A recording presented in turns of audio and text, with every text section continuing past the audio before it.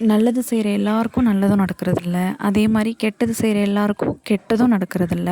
So நமக்கும் நம்ம சார்ந்தவங்களுக்கும் கரெக்டான டைமில் எல்லாமே கரெக்டாக நடந்துட்டா ஓகே, ஹாப்பி, சந்தோஷமாக இருந்துக்கலாம். ஆனால் படித்து முடித்து இவ்வளோ நாள் ஆகிட்டு இன்னும் வேலை கிடைக்கலையா? வயசாகிட்டே இருக்குது, இன்னுமா கல்யாணம் அமையல?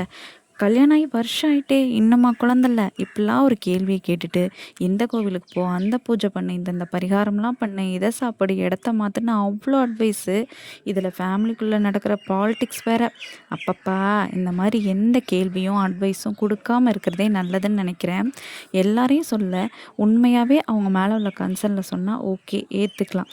வேணும்னே ஓ இல்லையா, அப்போ என் வாயால் ஒரு வாட்டி உனக்கு இல்லைன்னு உங்ககிட்டே சொல்லிடுறேன்னு நினச்சி சொல்கிறவங்களுக்கு அவங்க மனசில் உள்ளதை தெரிஞ்சும் என்ன ஆன்சர் பண்ணுறதுன்னு தெரியாமல் சின்னதாக ஒரு ஸ்மைலோட சரி சரின்னு தலையாட்டும் போது இருக்கிற வலியை என்னென்னு சொல்கிறது? அனுபவிக்கிறவங்களுக்கு தான் புரியும்.